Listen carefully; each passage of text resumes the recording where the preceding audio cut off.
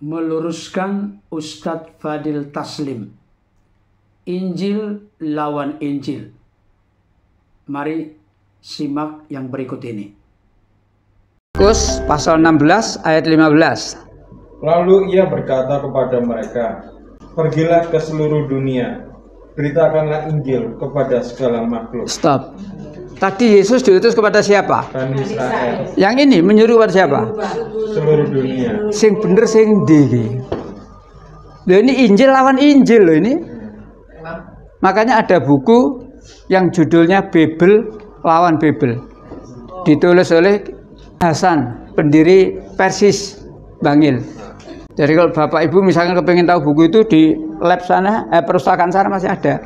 Babel lawan Babel. Artinya ayat Babel ini bertentangan dengan contohnya ini. Yesus itu untuk Bani Israel. Tapi ternyata ayat ini Yesus menyuruh kepada Seluruh dunia. Satu. Saya ulang lagi, perlu ada ketelitian bagi kita. Saya melihat model seperti Ustadz Fadil Taslim ini benar-benar sangat keterlaluan dalam memahami dan mengartikan Alkitab kepada saudara-saudara kami Islam atau Muslim. Dengan kata lain, beliau ngarang bebas, sesuka hatinya. Pertama-tama ingin saya tegaskan, bagaimana kalau seandainya saya sebagai seorang penganut agama Kristen mengerti, memahami, dan menjelaskan ayat-ayat kitab suci dari Ustadz Fadil Taslim sesuai dengan selera, keinginan, kemauan, dan kehendak saya.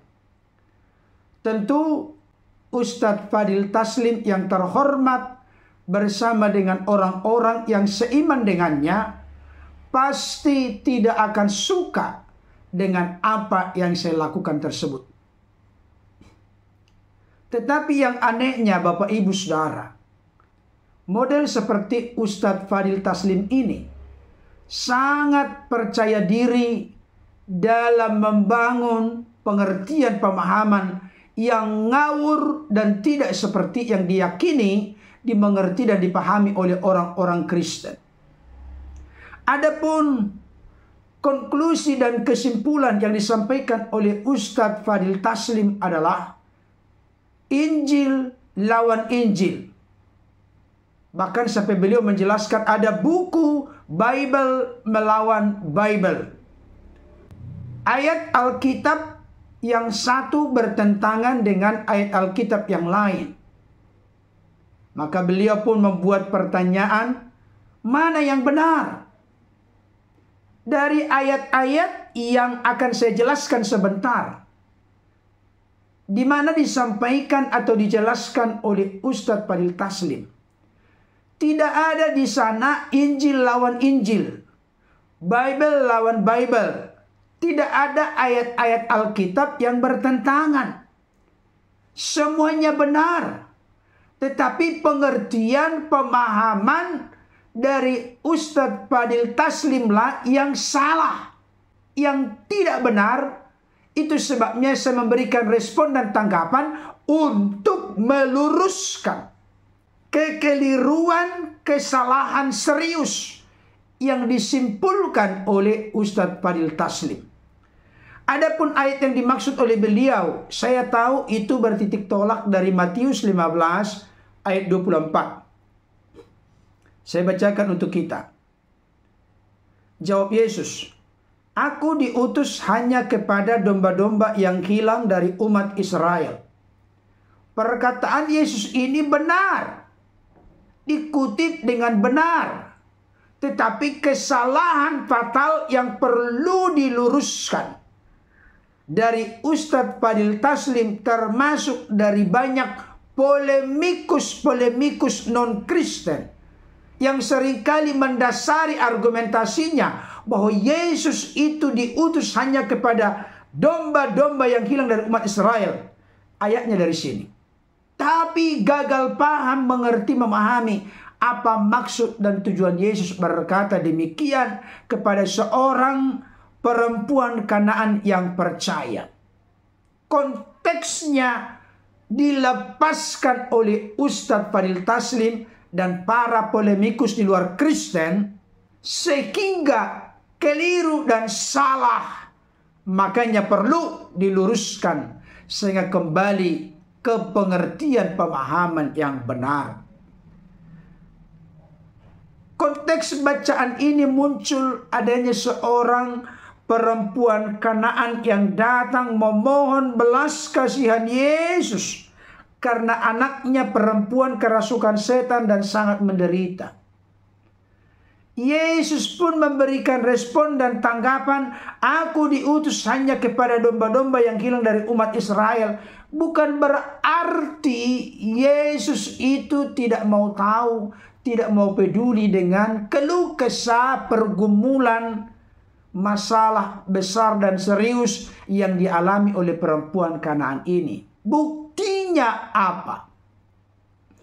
Pada akhirnya perempuan Kanaan ini yang mana anaknya perempuan kerasukan setan dan sangat menderita ditolong oleh Yesus. Mana buktinya? Mari kita lihat ayat 28. Maka Yesus menjawab dan berkata kepadanya, "Hai ibu, besar imanmu, maka jadilah kepadamu seperti yang kau kehendaki." Dan seketika itu juga anaknya sembuh. Kalau memang pengertian pemahaman Ustadz Fadil Taslim yang harus kita ikuti dan itu yang benar, pertanyaan saya, kenapa Yesus pada akhirnya menolong perempuan Kanaan ini yang mana anaknya perempuan kerasukan setan dan sangat menderita, akhirnya dipulihkan, akhirnya sembuh, akhirnya dilepaskan? Kenapa? Berarti pengertian pemahaman Yesus ketika berkata di dalam Matius 15 ayat 24, jawab Yesus, "Aku diutus hanya kepada domba-domba yang hilang dari umat Israel." Bukan menutup kemungkinan bahwa Yesus memberikan belas kasihan, kemurahan, kebaikannya kepada orang-orang di luar Israel. Karena realita kenyataannya, perempuan Kanaan ini bukan umat Israel, bukan bangsa Israel, bukan orang Israel. Tapi Yesus menolongnya. Berarti dari peristiwa ini kita bisa menyimpulkan apa yang disampaikan oleh Yesus, bahwa aku diutus hanya kepada domba-domba yang hilang dari umat Israel, hanya bentuk ujian iman. Apakah perempuan ini tekun dan sabar? Apakah dia langsung meninggalkan Yesus atau tersinggung ketika Yesus berkata demikian? Ternyata tidak. Perempuan ini makin mendekat dan merendahkan hati di hadapan Yesus, dan pada akhirnya Yesus pun mencurahkan belas kasihannya, membela, menolong, mempedulikan perempuan yang sedang bergumul ini. Akhirnya anaknya perempuan yang kerasukan setan dan sangat menderita dipulihkan, disembuhkan, dan dilepaskan dari penderitaannya. Bapak Ibu Saudara dikasihi Tuhan, Ustadz Fadil Taslim menyimpulkan bahwa Matius 15 ayat 24 bertentangan, bertolak belakang dengan Markus 16 ayat 15. Isinya begini. Lalu ia berkata kepada mereka, "Pergilah ke seluruh dunia, beritakanlah Injil kepada segala makhluk." Kok di satu sisi Yesus diutus hanya kepada domba-domba yang hilang dari umat Israel? Kenapa Yesus memerintahkan kepada murid-muridnya atau para rasulnya untuk pergi ke seluruh dunia? Ini kan bertentangan, ini kontradiksi. Injil lawan Injil, Bible lawan Bible. Itulah intisari konklusi atau kesimpulan dari Ustadz Fadil Taslim. Tetapi beliau gagal paham dengan banyak ayat firman Tuhan yang akan membuat Ustadz Fadil Taslim tidak berkutik. Sebagai contoh, Yohanes 3 ayat 16.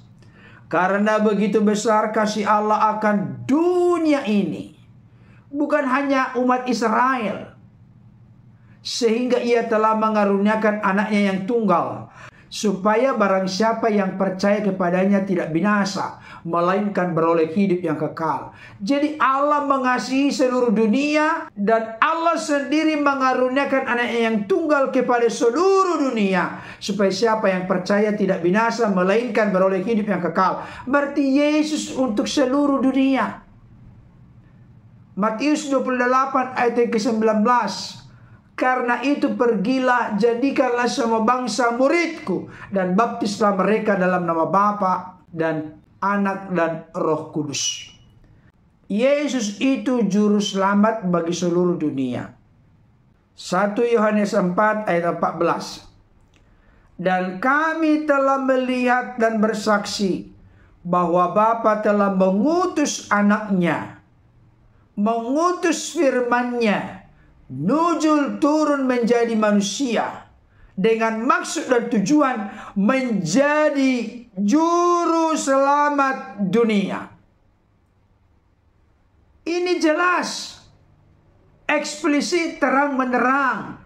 Bapa telah mengutus anaknya menjadi juru selamat dunia, bukan hanya menjadi juru selamat umat Israel atau domba-domba yang hilang dari umat Israel, tapi juru selamat dunia. Bahkan kalau kita perhatikan dengan teliti, kabar baik yang disampaikan oleh malaikat kepada para gembala yang ada di padang Efrata.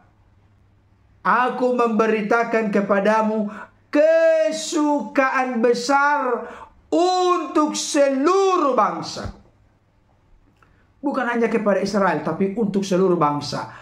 Hari ini telah lahir bagimu juru selamat, yaitu Kristus Tuhan di kota Daud. Jadi malaikat itu menyampaikan berita kepada para gembala yang ada di padang Efrata, yaitu berita kesukaan besar untuk seluruh bangsa. Karena apa yang saya sampaikan ini membuka mata hati, mata rohani dari Ustadz Fadil Taslim dan juga para polemikus non-Kristen yang permanen terkunci, tertutup hati pikirannya, gagal paham, mengerti, memahami Alkitab secara objektif.